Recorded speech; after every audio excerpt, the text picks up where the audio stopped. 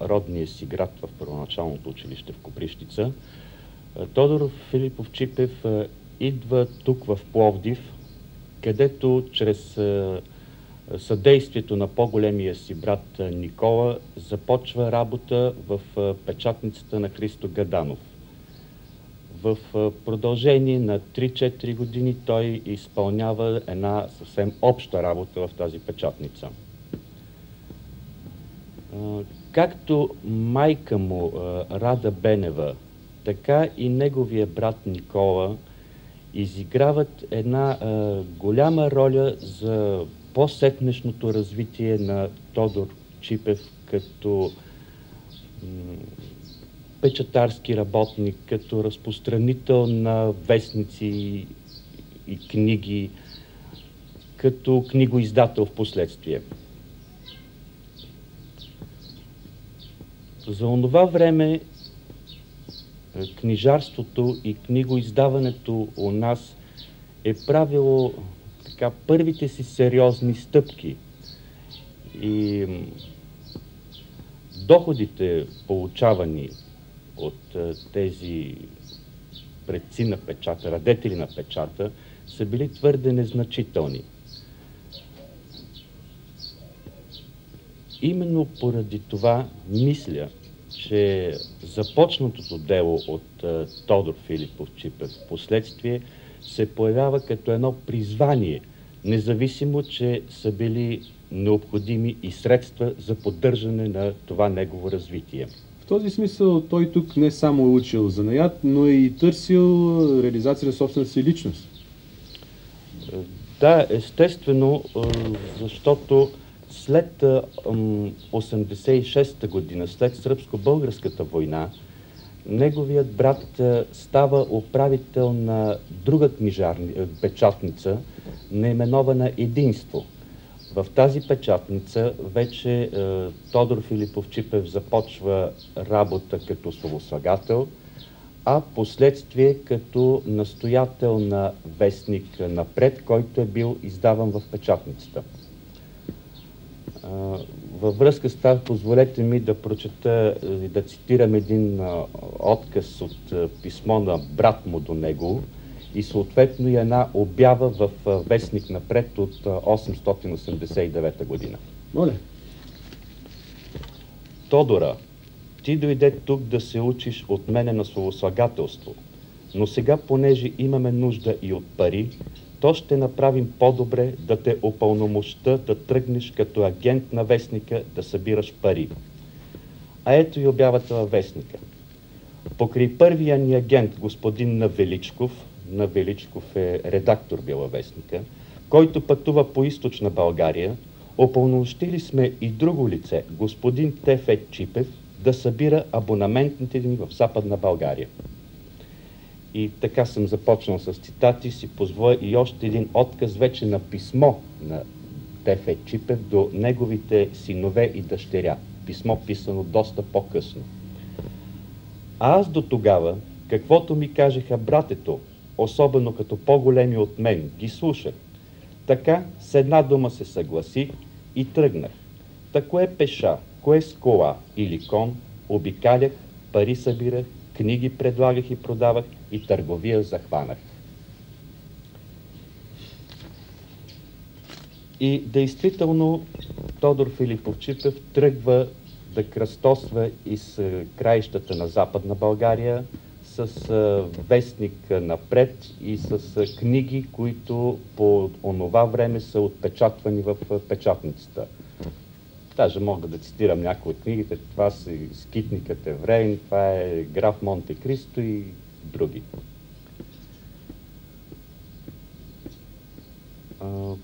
Това е в основата периода му в Пловдив, тъй като поради все по-оживения културен живот в столицата, печатница Единство се премества през 890 година в София.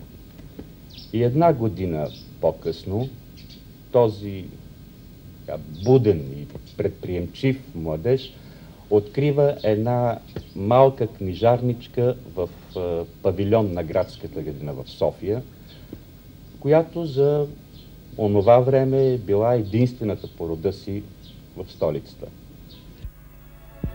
Ови, въздишките на моята град се носят непрестанно към небето и моите очи от свян в лицето на никого не смеят да се спрат. Едно желание от тях остава да ронят сълзи, сълзи на скръбта и често плачат тъй, че любовта с венец на мъченик увенчава. Те с мисли и въздишките безкрайни сърцето ми изпълват с тревога и любовта замира. Но не мога все пак най-сладкото от имената да залича, нито словата тайни, които в мен смъртта й запечата.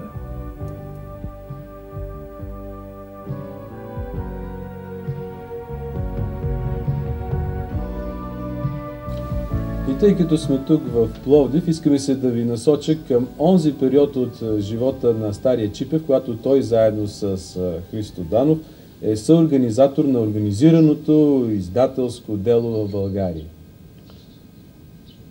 Христо Гаданов, Тефе Чипев и други книгоиздатели, които са приели тази инициатива, като родоначалника Христо Гаданов е дал съответната идея за организирането на книжарски събор през месец август 1897 година.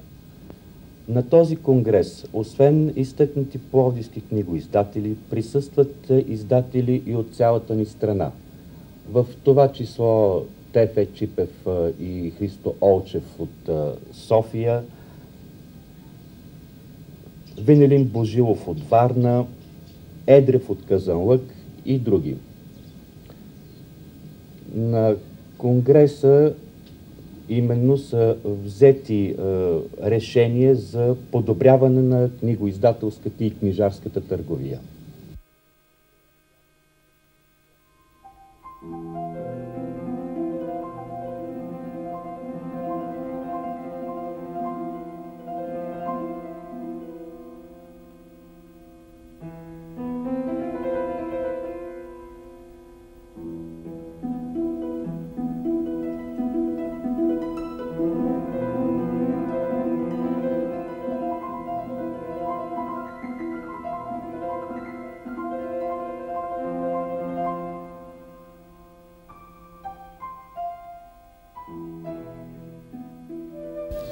Най-напред ми позволете да благодаря на родът Чипеви, които бяха така любезни да ни поканят нас, телевизионният екип, да снимаме в един от техните домове.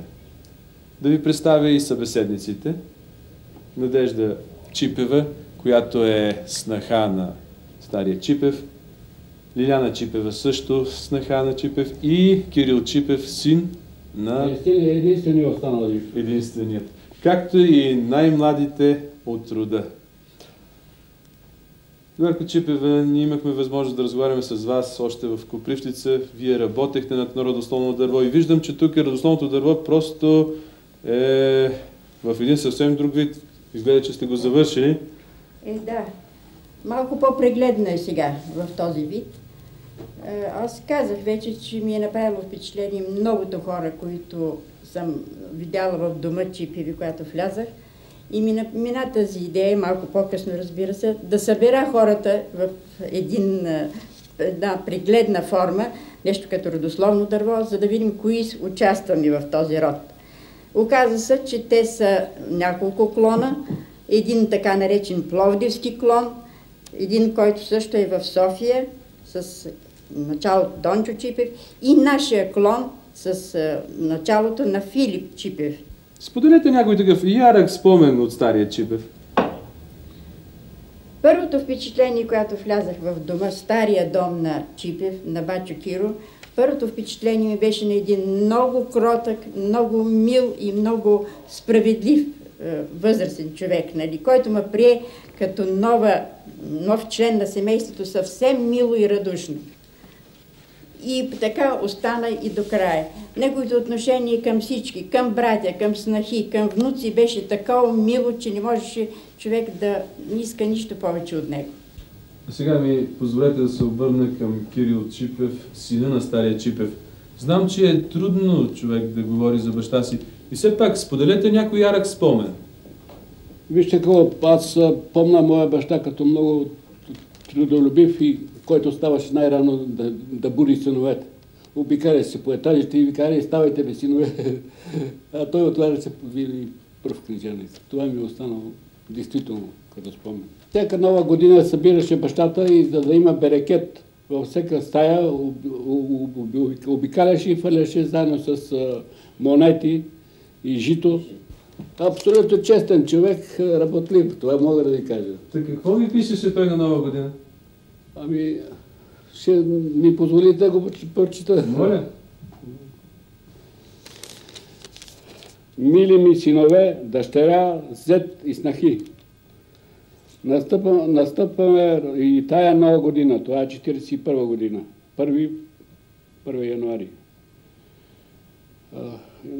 Нов годишен живот. Аз се надявам, че ще се молиме на Бога да ми послуша молбата, както ме е слушал 73 години. И да ме послуша и тая година, като ни запази от болести, лоши пороци и престъпления и ни опъти във всичко добро, честно и почетно.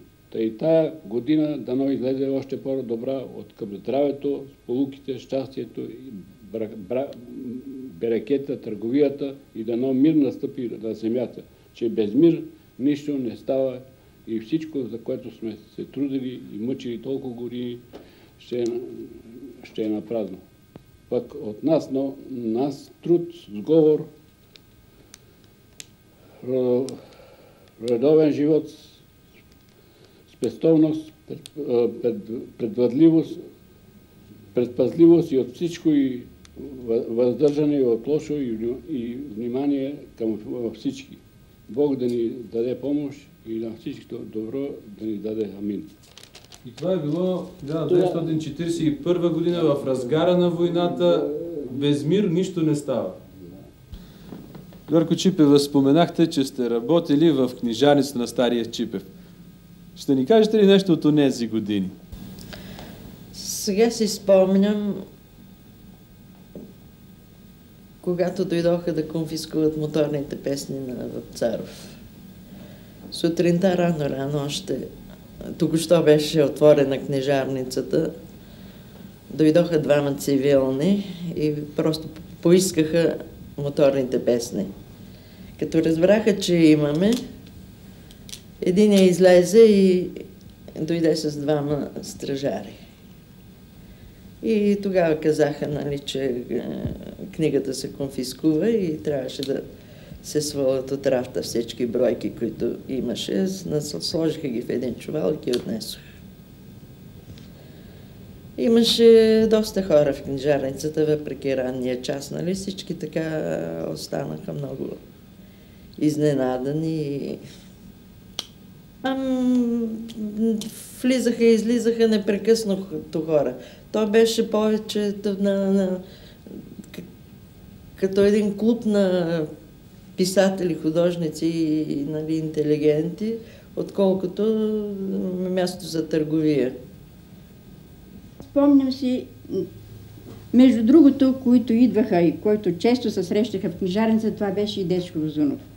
Той беше илюстратор най-често, заедно с Бешков, на учебниците и на детската литература.